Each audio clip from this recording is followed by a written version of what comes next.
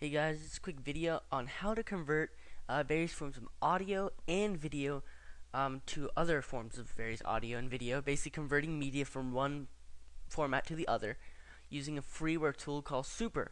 Now the way to get this is you can go ahead and go to Google and type in Super, all capitals, go to the first link, um, and I'll have this link in the video description if you don't want to look at Google. And so you want to go all the way down to the bottom, and we're not done yet. You actually have to click on this thing, and then you have to click on download and use, and then go all the way down to the bottom when this page loads. Here we are. Go all the way down to the bottom, and then you have to download the setup file. So it is kind of a long kind of way to go to get a file, but oh well. It's a really good program. Now here are the system requirements, and here it says the minimum configuration which is required. Now, as you can see, you can run XP 98. I can't believe that. 1800 megahertz of processor, 1.8 gigahertz if you want to know, 512 RAM, 20 gigs free space. Wow, that's a lot. 1024 times 768 video resolution, 32,000 color video or more, Internet Explorer 5 or later, and internet connection. Obviously, you have one because you wouldn't be able to look at this page if you didn't. Now, actually, this is actually a problem for me. I have a 1.6 gigahertz processor, but the computer runs pretty fast. So, if you have like a 1.6 or 1.7, you should be able to run it fine. What will happen, it'll just show up with an error message, and I'll show you how to disable that. So, once you've downloaded this, you just click on this thing, save where you want, download, yada yada yada. Okay? And then go to your start menu, and once you've installed it, you're going to click on Super. And the error message will pop up right at startup, so I'll show you what it looks like. Here it is. It says all the things that conform on your computer and some of the things that don't conform. For example, 826 megahertz is a problem. So just hit OK. I'd never really encountered any problems, and then it should pop up. And to disable that message, right click anywhere and uncheck show warning message at startup, if any. So that's it, basically. Now, this is basically your program. Now, your program will probably look like this. It's the same thing, it's just a skin. Right click and you change the skin, whatever. So, basically, this is how you convert video. I'm going to go get a video clip in here. All you have to do is right click and hit add multimedia files, and I'll be back when I've got one. Alright, so I've got one here, and actually before I even show you how to convert it, if you double left click on the file, you get a nice file analysis box, and up here you can click for an advanced analysis, which is this long, but I'm going to go with basic, and it tells you everything about the file that you want to know, bitrate, width, height, display aspect ratio, frame rate, standard, NTSC or PAL, resolution, yada yada yada, and even the audio codecs, it shows that as well. So now I'm going to go ahead and convert it to SW Flash. Now for an example of why I like this program, I'm going to go ahead and hit AVI. Now the reason I like it is because unlike Media Coder, which is another great piece of software, it limits you to how many video codecs you can use with a specific container. And what I mean by that is that you cannot select, these are all the things all the video codecs you can use with the output container AVI. It won't give you something like Blu-ray or something. I don't know. That's not in here. It won't give you, let's find something it won't give you. 3GP, I'm pretty sure it won't give you that. Yeah, it won't. Because 3GP doesn't work with AVI. Or whatever the heck it is.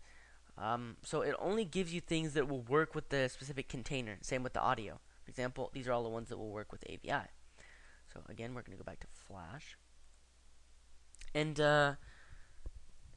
actually, if you saw in the previous example where I showed you AVI, it actually tells you to select FFmpeg or mencoder. So it actually gives you the option of using either one in case one doesn't work. So I think that's kind of cool. If you want a demonstration, I'll show you here. You can only select these two.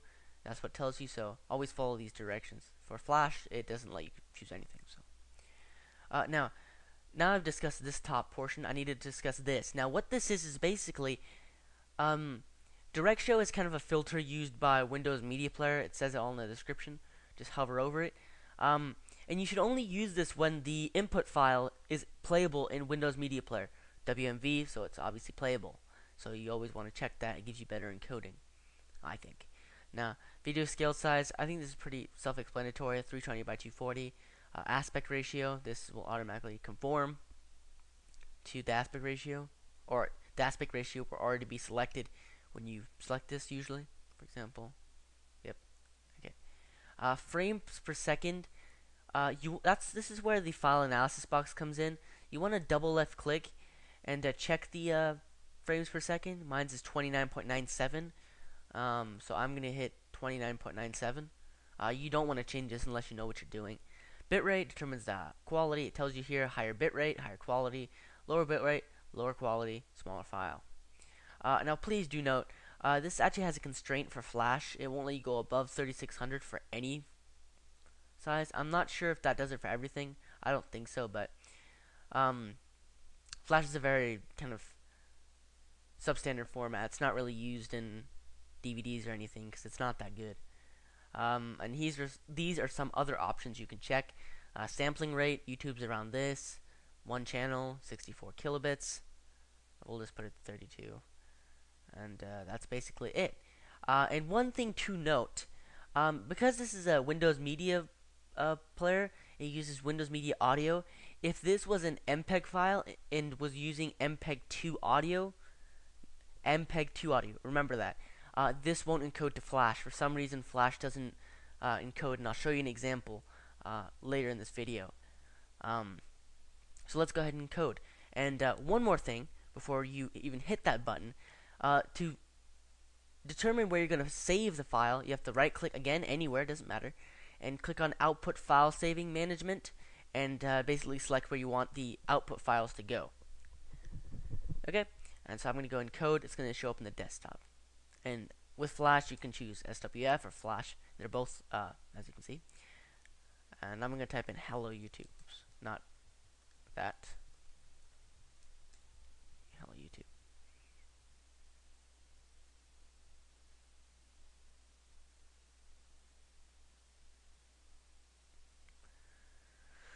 And I kind of left this bitrate pretty high, so I mean, my apologies if this kind of took longer than I wanted to. I didn't really want to take up that much time. And please note that once this fills up, it doesn't mean that it's done. It could go a couple times, 2, 3, 4, 5. It doesn't. Super isn't like any other encoder. It's kind of different. So 2928. That's pretty good for an encoded file in Flash. That's pretty darn good. So we can erase that. And let me just go ahead and show you an example of MPEG-2 to Flash. Alright guys, so I have an MPEG file here, and if we double left click, we see the analysis box, and we see that it is MPEG 1 layer audio 2, or audio layer 2, excuse me. So let's try and encode it to Flash. And just to prove that this actually has audio, we're going to play it in VLC Media Player.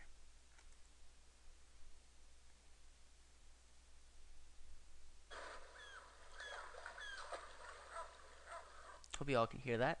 And so we have it here, so I'm just going to minimize that. And let's go ahead and encode it to Flash. This is playable by Windows Media. Let's go ahead and just, yeah, that's good. Same file name, Hello YouTube. It doesn't really matter what you name it, it's just a tag. So here we go. We're almost done.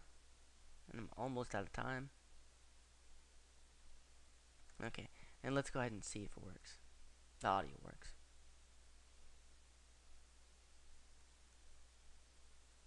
Okay.